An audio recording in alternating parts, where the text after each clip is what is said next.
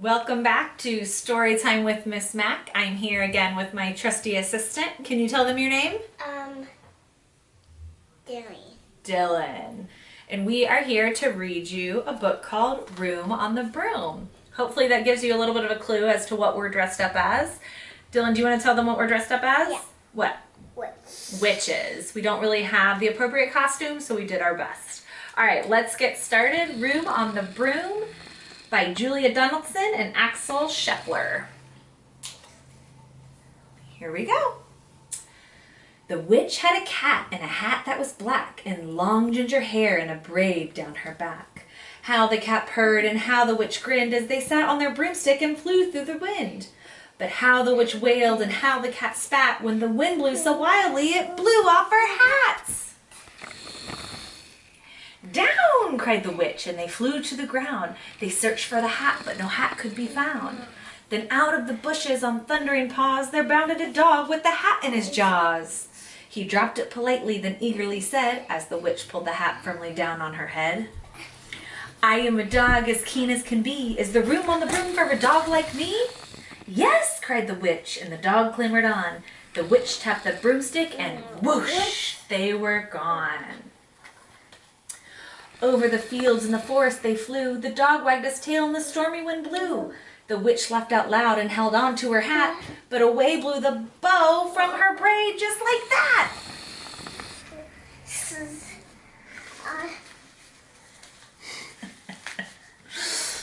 Down, cried the witch, and they flew to the ground. They searched for the bow, but no bow could be found. It's okay, it's part of the thing. Then out from a tree with an ear-splitting shriek, there flapped a green bird with a bow in her beak. She dropped it politely and bent her head low, then said, as the witch tied her bray in the bow, I am a bird as green as can be. Is there room on the broom for a bird like me? Yes, cried the witch, so the bird fluttered on. The witch tapped her broomstick and whoosh, they were gone. Over the reeds and the rivers they flew. The bird shrieked with glee and the stormy wind blew. They shot through the sky to the back of beyond. The witch clutched her bow but let go of her wand. Down, cried the witch, and they flew to the ground. They searched for the wand, but no wand could be found. Then all of a sudden from out of the pond leaped a dripping wet frog with a dripping wet wand. He dropped it politely and said with a croak, as the witch tried the wand on the fold of her cloak, I am a frog as clean as can be. Is there room on the broom for a frog like me? Yes, cried the witch, so the frog bounded on. The witch tapped the broomstick and whoosh, they were gone. Over the moors and the mountains they flew. The frog jumped for joy and the broom snapped in two. Down fell the cat and the dog and the frog. Down they went tumbling into a bog. The witch's half broomstick flew into a cloud, and the witch heard a roar that was scary and loud. I am a dragon as mean as can be, and which with french fries tastes delicious to me. No, cried the witch, flying higher and higher. The dragon flew after her, breathing out fire. Help, cried the witch, flying down to the ground. She looked all around, but no help could be found. The dragon drew near with the glint in his eyes and said, just this once I'll have witch without fries. But just as he planned to begin on his feast, from out of a ditch rose a horrible beast. It was tall, dark, and sticky, and feathered and furred. It had 4 frightful heads. It had wings like a bird. And its terrible voice, when it started to speak, was a yowl and a growl and a croak and a shriek.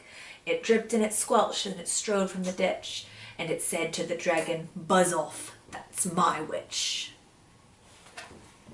The dragon drew back and he started to shake. I'm sorry, he sputtered. I must have made a mistake. It's nice to have met you, but now I must fly. And he spread out his wings and was off through the sky. Then down flew the bird, and down jumped the frog. Down climbed the cat, and phew, said the dog.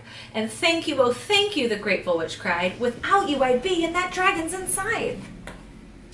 Then she filled up her cauldron and said with a grin, find something, everyone, throw something in. So the frog found a lily, the cat found a cone, the bird found a twig, and the dog found a bone. They threw them all in, and the witch stirred them well.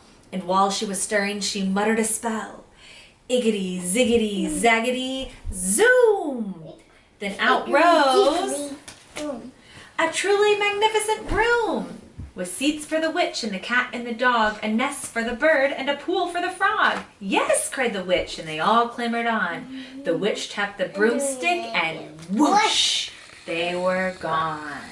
The end.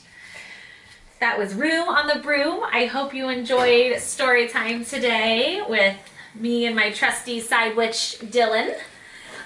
We have to give our shout outs to 2 students from Short School who both happen to be in Miss Finley's class. So shout out to Beverly and Evelyn.